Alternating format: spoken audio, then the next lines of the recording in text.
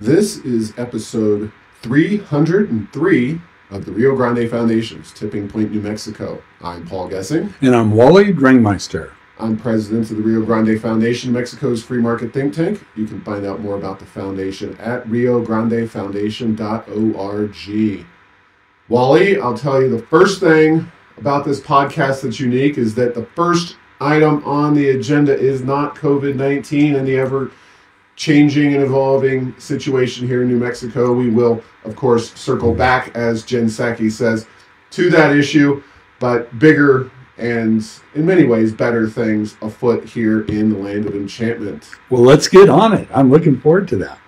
Yeah, well, of course, international news made this week from Spaceport America as Virgin Galactic achieves its first actual, real, official space flight in a test over the weekend. Called an overnight success. Oh, it took them 10 years. 10 long years. Yeah, and by space, there are certain measuring sticks which they officially use to determine if you were in space or not. This is the first time they have. It was obviously a test flight, and everything seemed to go smoothly. It has been, as you said, a very long time in coming, and certainly the Rio Grande Foundation has been and remains a staunch critic of the taxpayer financing at the spaceport.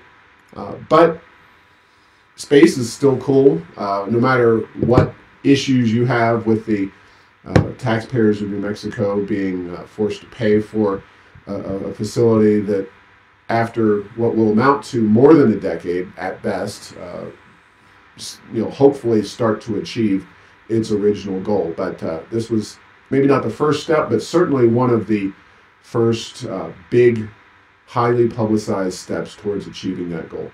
Yes, and it is relative to the taxpayers of New Mexico, some good news, and now they need to see if that particular flight package, that technology, can be sustainable and do a lot of flights to make that work out as a business endeavor.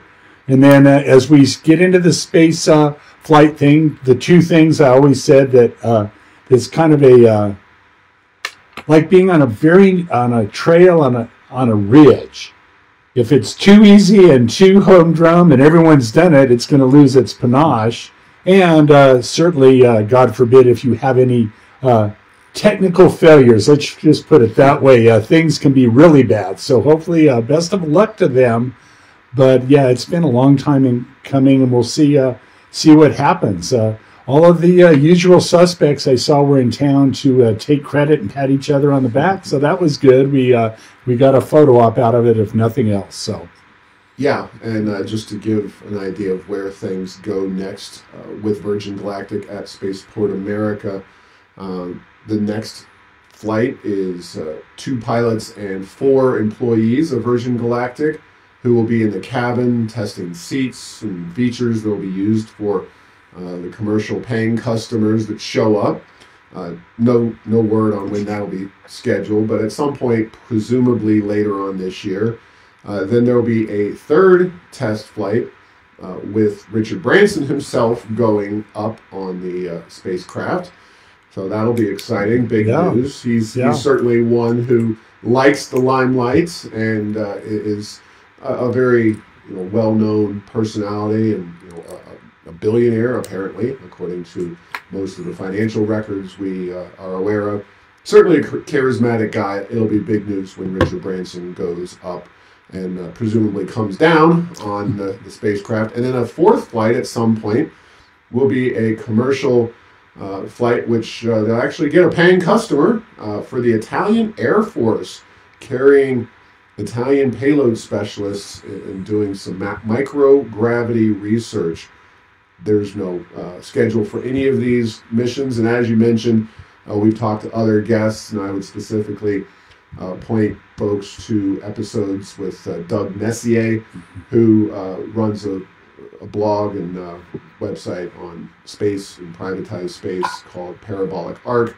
who really has questioned a lot of what Virgin Galactic's done, and maybe we'll reach out to him if they get rolling here with these tests. And he's certainly a well-informed individual when it comes to private space. But definitely a bit of good news, a bit of excitement. I think New Mexico becomes the third state from which people have launched into space. So I think that's Florida. Cape Canaveral, yeah. Cape Kennedy back in the day. I presume it's Texas, perhaps. So yeah. I don't know. Or California with one of these test flights on the SpaceX, possibly? Yeah, possibly. I didn't look up the exact states. But that's pretty high cotton right there. Some major population centers there.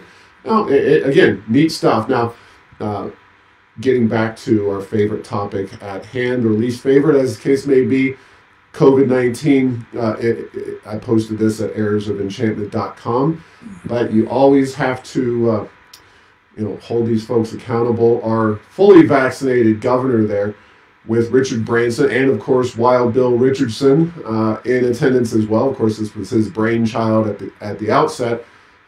Branson, in the photo I have is, very celebratory, no mask, presumably vaccinated. He's an older fellow at this point. There's Bill Richardson and Michelle Lujan Grisham, both wearing masks, presumably also fully vaccinated. For people who seem supposedly are real big on the science, it boggles the mind. But hey, maybe they just love wearing masks, or maybe they love virtue signaling. I think that's the more safe rationale. Or the fashion statement for the coming decade. So the mask. There you go.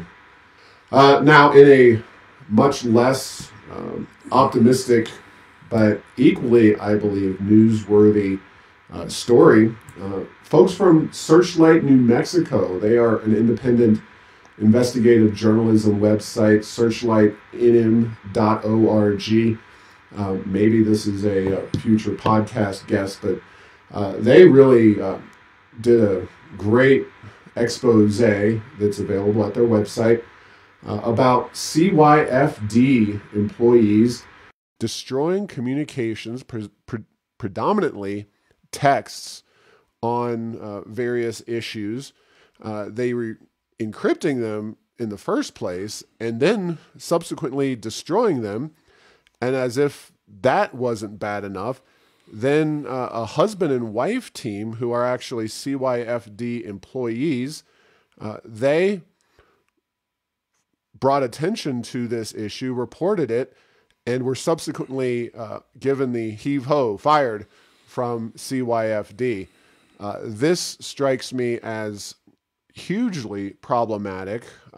Now, we have an attorney general that is not exactly a watchdog, to say the least. I don't know what form of lapdog you'd prefer, Wally, but he's definitely, when it comes to Democrats in the state, Hector Balderas is a poodle at best.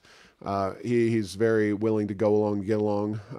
As a law enforcement type, particularly politically, he has a certain Hogan's hero Sergeant Schultz quality about him. He sees nothing much of the time, and it will be interesting to see if he sees anything here, because if this has to go the private court way, I'm sure justice will be served, but it's usually 3, 6, 9, 10 years in the future. So, yeah, and this is obviously an issue for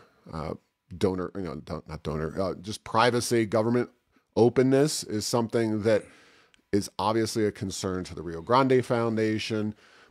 Anyone who cares about good government in New Mexico is must be concerned about this. Of course, CYFD itself as an organization has a very difficult job, but a very important job of trying to protect our children. And even before this story came out, there's been a lot of concerns and examples of children being put into harm's way and ultimately being harmed or even killed under the watch, so to speak, of CYFD. Now, this is not to say that CYFD has an easy job in a state with the kinds of social ills that New Mexico does.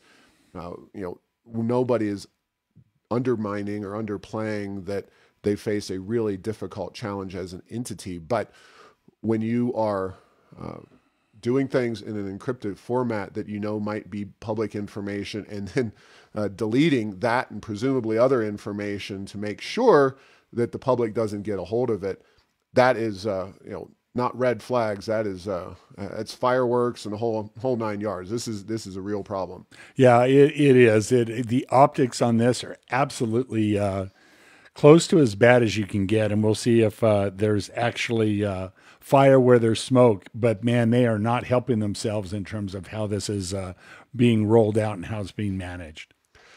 Yeah, so stay tuned. I think there will be a lot more information hopefully coming out, and hopefully some repercussions on this particular issue.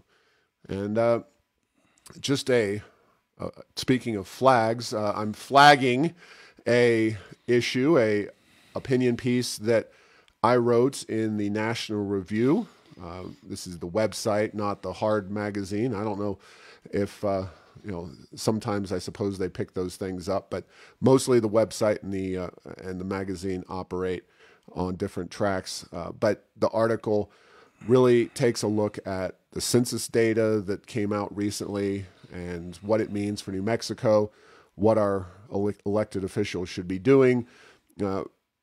Something that is probably not widely known, especially outside New Mexico.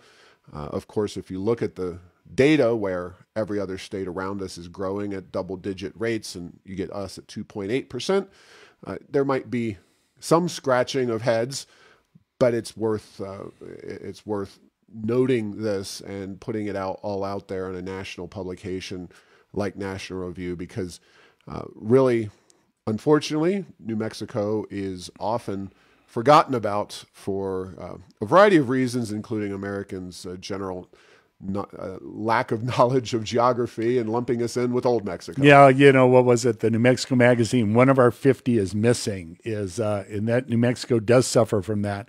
And to be clear, Paul, that 2.8% is a decade growth rate, right? That's a decade, 10 years. So, basically a quarter, just over a quarter of a percent per year if you divide that by 10. Which, right. And of course, our national growth rate is slowing, which is further concerning for a variety of reasons, but the regional growth rate still remains very rapid, and states around us continue to be attractive for a variety of reasons. I would say weather, geographical beauty, and pro-growth tax policies and other economic policies in no particular order. But those are three things that make the American Southwest grow very quickly. We certainly have the great weather, we have the geographical beauty, and it's the policies that we don't have. And speaking of policies that aren't working out very well, the latest unemployment figures are out from the Bureau of Labor Statistics. New Mexico has the fourth highest unemployment rate in the U.S. of A., actually tied for third with New York. California and Hawaii round out the very bottom in terms of the highest unemployment rates in the nation.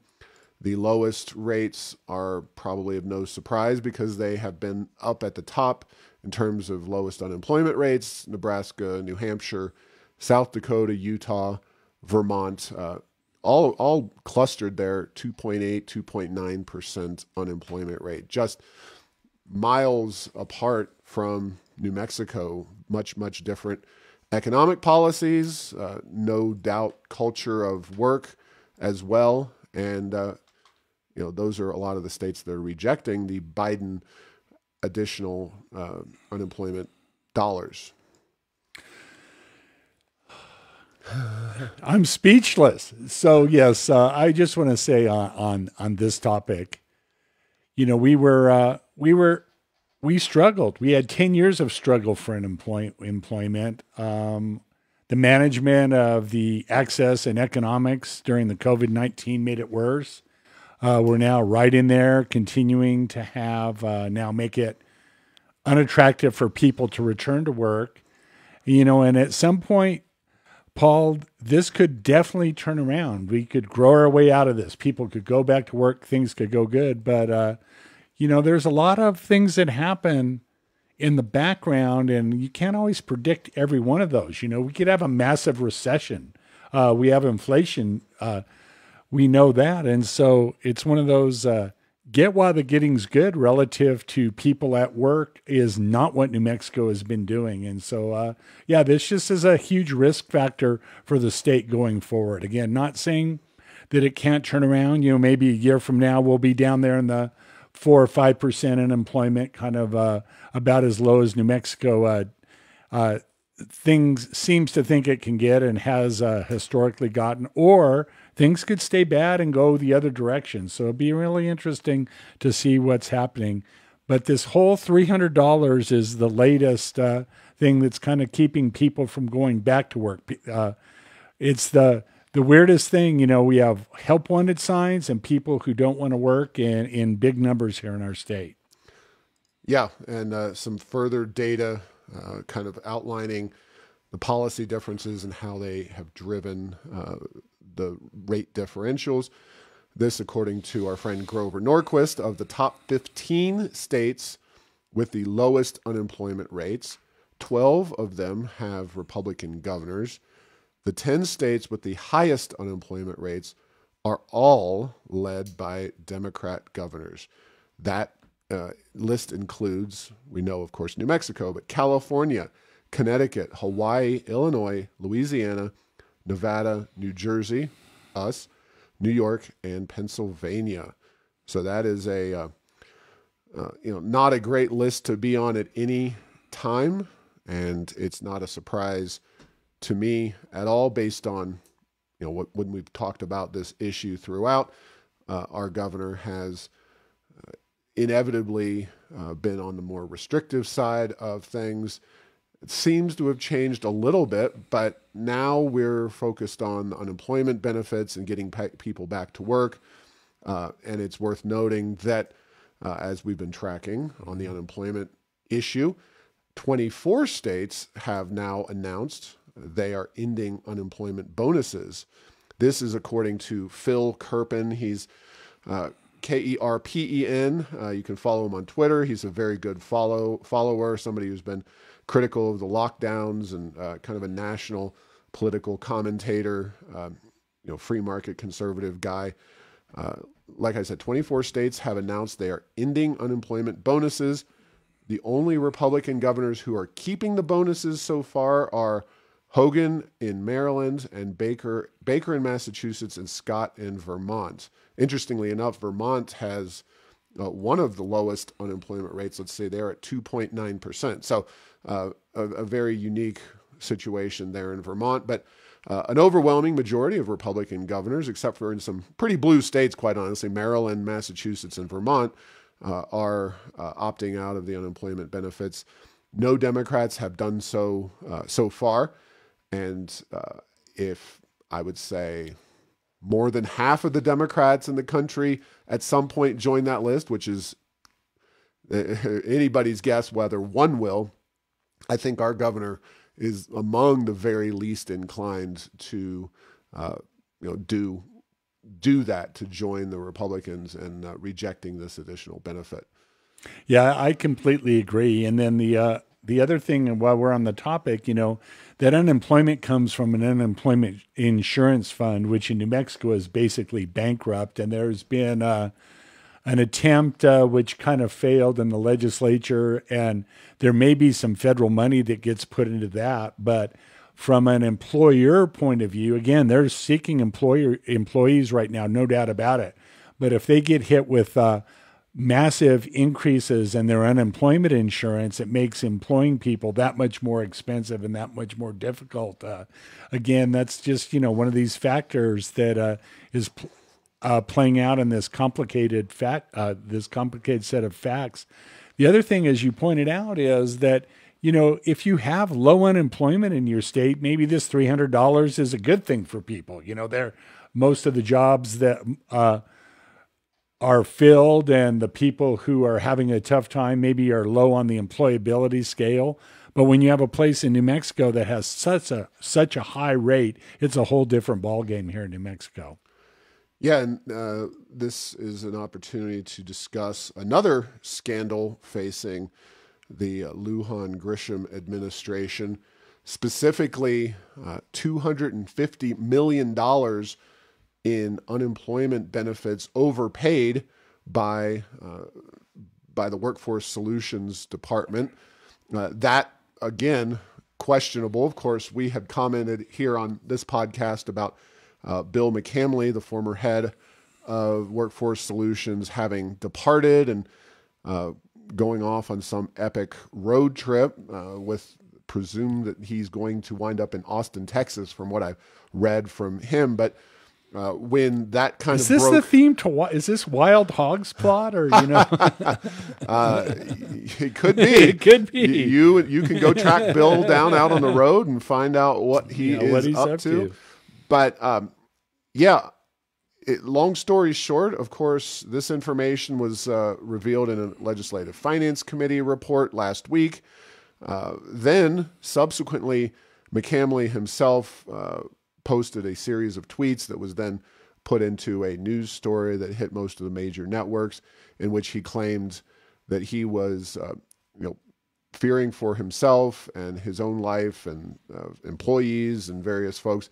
Now, as someone with some knowledge of what happens and happened at the Workforce Solutions Department during the COVID-19 pandemic, I am very unsurprised that there were a lot of extraordinarily frustrated people who literally had their livelihoods ripped away from them by government policies, and sometimes the actual virus itself made doing their job impossible. But it was ultimately Lujan Grisham's policies in place that then forced people in massive numbers to get onto unemployment, and they couldn't get into the phone system and wound up on hold, and they couldn't get calls back.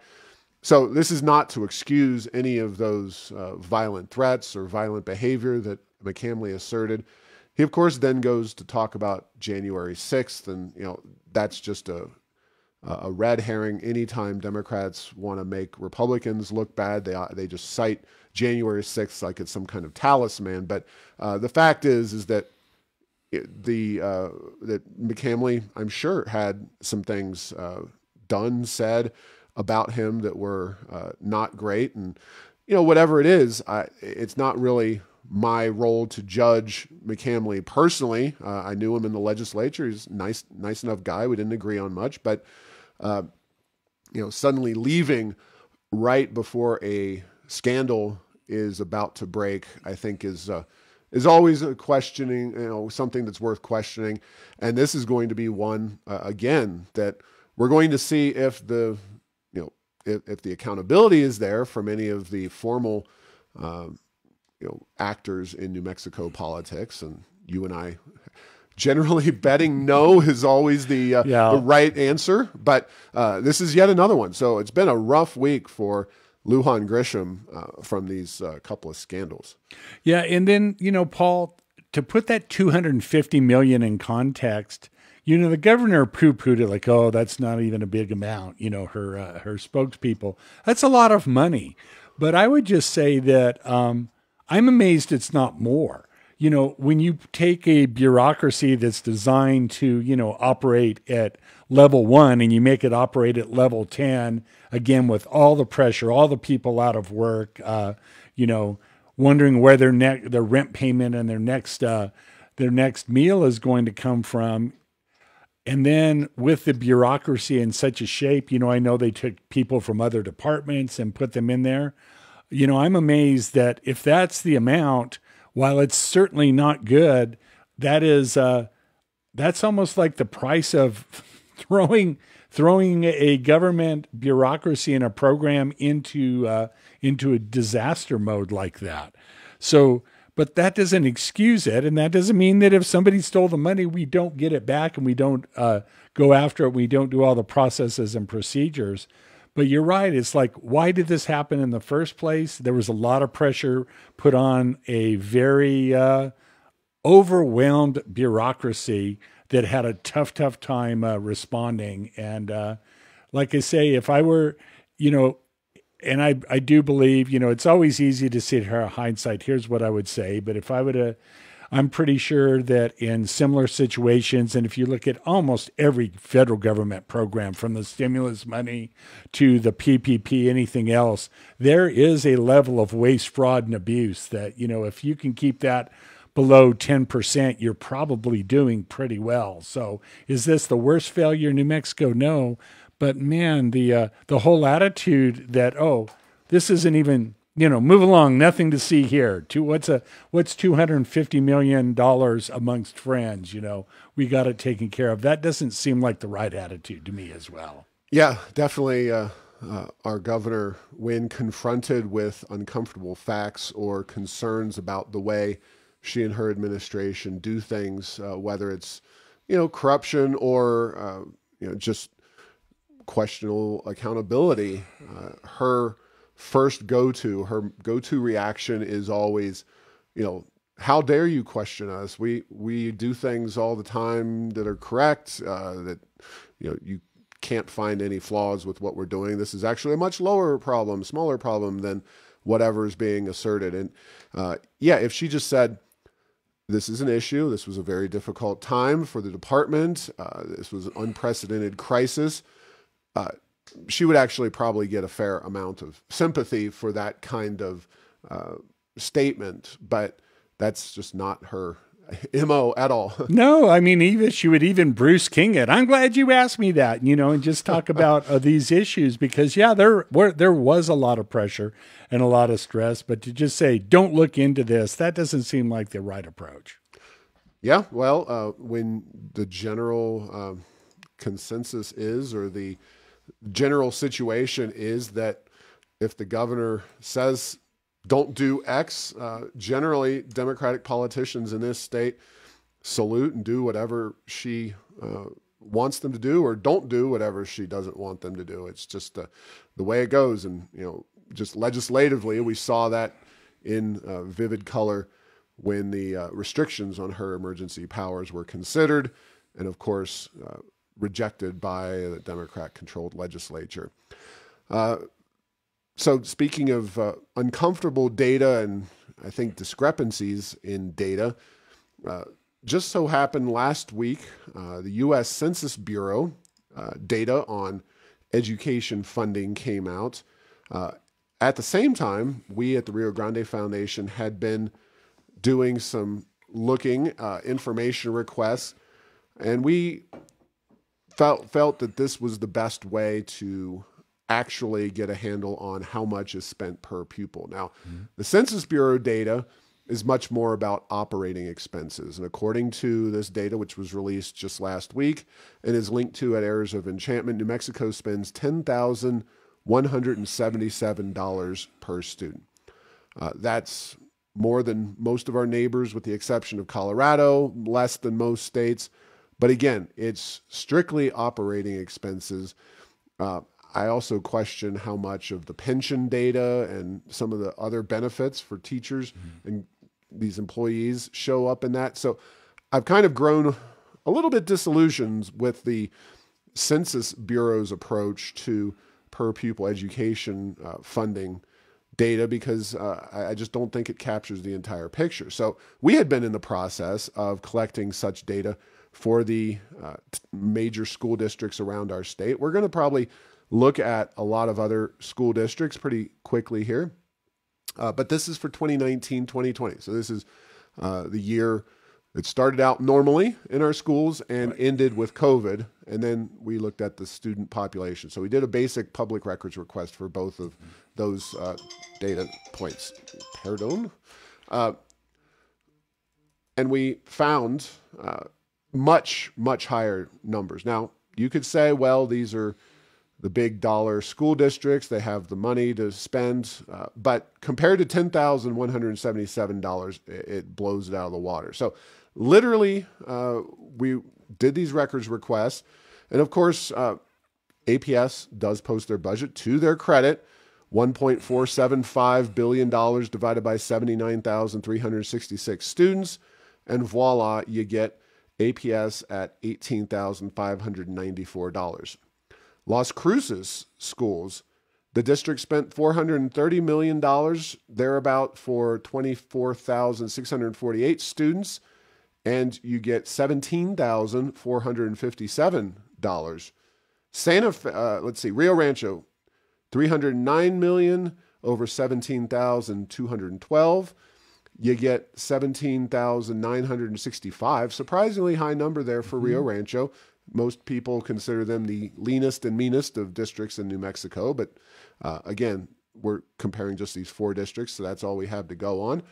And then finally, the big kahuna, Santa Fe, in terms of per pupil spending, $311 million over 12,249 students for a total of $25,401 per pupil. That is a lot of moolah, as they say, and definitely a far different picture than what you get from the $10,177 figure from the U.S. Census. So I'm not sure if all that is debt and capital outlay.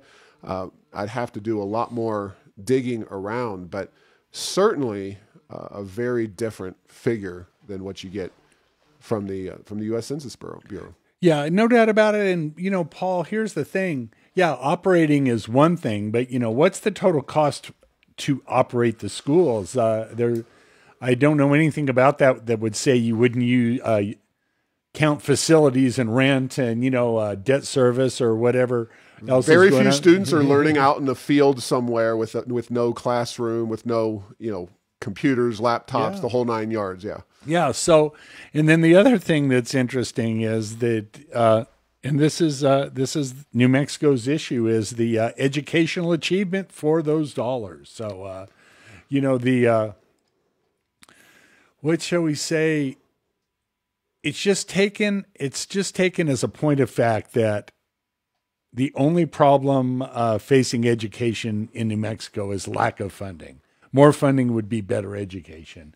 We've gone from very, very low in the per student funding to much higher. Teacher salaries over the last decade and a half have grown quite extensively, but not necessarily the performance of the public schools. And that's that's the piece. That is, after all, the reason for schools is not to keep teachers employed and provide daycare and babysitting for students. It's to have education occur with our youth. So, yeah, and of course we've cited, and it's widely known that New Mexico's schools, generally speaking, are not getting the job done. Some of the districts, as mentioned before, get the job done a little better than others. Rio Rancho is certainly one that's widely considered a successful district. Of course, there's all kinds of varying reasons for that. All I can tell you at this point is that we are not leaving this particular area alone. It's just too much of a difference for us with regard to the widely accepted census data. We're going to talk to some experts in the field like Corey DeAngelis and others to try to figure out what really is going on in education financing. And I'm not questioning the Census Bureau or their motives. I do question how you possibly get that kind of massive difference. Yes, New Mexico does have a Davis-Bacon prevailing wage law. We have a incentive structure oriented towards overinvestment in buildings and infrastructure and capital, but that is just, those are crazy numbers. So speaking of investing or spending in infrastructure, Albuquerque City Council just passed a measure that will put a tax increase in the gas tax, or a new gas tax actually, of 2 cents a gallon on the ballot next November. For whatever reason, I don't know the exact reason that this would not appear this year in a municipal election. Instead, they're going to wait until November of 2022. But I guess a year of no tax added to our gas tax is a good thing to have. But this is an issue that the Rio Grande Foundation battled back in 2017. And we had a lot of concerns at the time that actually were successfully brought forth and caused council to drop it as an idea, the gas tax.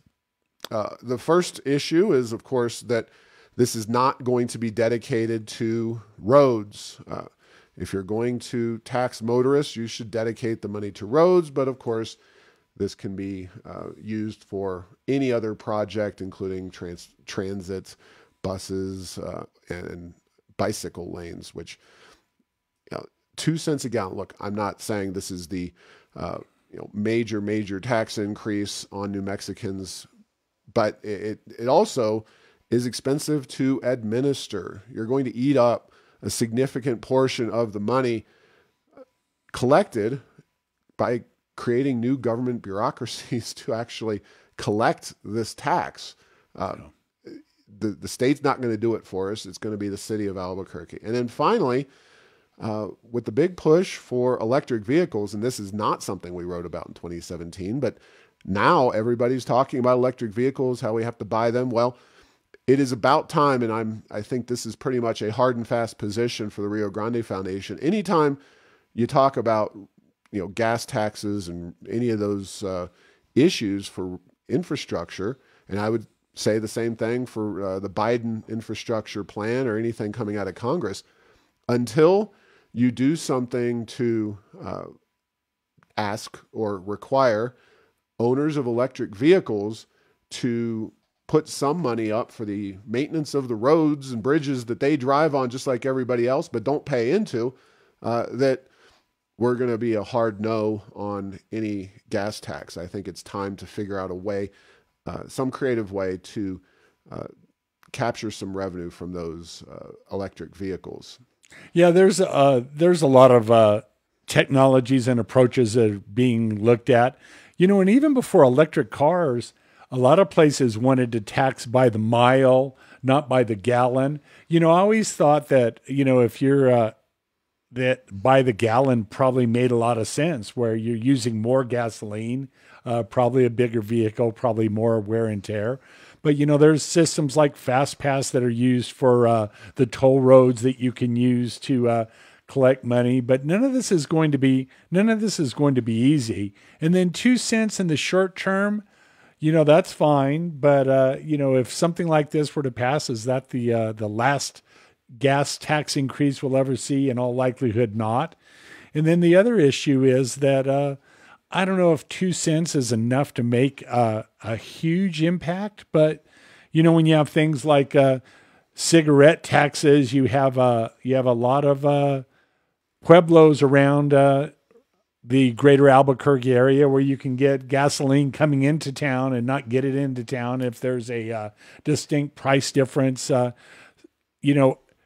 is it, that Laffer curve rears its ugly head in lots of different ways? Just because you raise the rate doesn't mean you necessarily collect more tax, because there's countervailing forces at play that cause people to use less or pick other alternatives. Yeah, it's a very blunt instrument, and very ineffective. And I do. I generally avoid taxes wherever possible, but even though it's not a perfect tool at this point for funding our roads, the gas tax does generally wind its way into the road fund for the state of New Mexico. That and the fact that the pueblos and whatnot are not as cheap as if you were to, say, take their gallon of gas that they sell at any given pueblo around Albuquerque, for example, and estimate the cost or subtract the cost of the state gas tax, which they don't pay. Right. You're not getting that good of a deal. They're taking in profit a significant portion of the unpaid gas tax. You can find gas for cheaper in town, mostly paying that gas tax, doing something for the roads, even if it is far from a perfect system. No, I tend to agree with that, Paul. And then the other issue is this goes before the voter. So, right. That will be very, very interesting. So, voters in Bernalillo County and the greater Albuquerque area on things like bond issues for whatever they tend to vote yes the overwhelming majority of the time. Will they view this as one of these, yeah, it's just kind of in there, I won't notice it, I'm going to vote yes? Or they're like, no, I've had enough. I don't want the price of gasoline to go up more. And, the thing about waiting another more than a year, who knows what gasoline prices will be at that point? It's one of those, if gasoline's down in the 150 range, a couple pennies is not going to be that big of a deal. But if we're up there in the $3-4 range, there may be a limited appetite for this. But it'll be interesting, and in this case, a very delayed outcome to see how it's all going to work out. Yep. And just a reminder, folks, if you are in Congressional District 1, I haven't seen the latest numbers yet in terms of turnout, but turnout remains pretty low. Folks, you can make sure that your voice is heard. A very important race, hopefully to slow the onslaught of Nancy Pelosi and her raft of horrendous policies coming out of Washington, D.C. The numbers are very tight in the U.S. House of Representatives. That election is it's now, early voting going on. Very quick process, one issue on the ballot. May 29th is the conclusion of early voting. And of course, the actual official election day is June the 1st. So please go out and be sure to vote in that very important and somewhat under the radar, both here in New Mexico and nationally, race for Congress to replace Deb Haaland, who is now Secretary of the Interior. So, yes, vote early, but not often. I like how you always clarify that, Wally. Thank you. You bet. All right. Thanks for listening to this week's episode. Find all episodes at tippingpointnm.com or at the Rio Grande Foundation's YouTube channel. Subscribe to this show at Apple, Stitcher, or have your Google Home play Tipping Point New Mexico. Thanks to Path 3 Marketing for producing this show.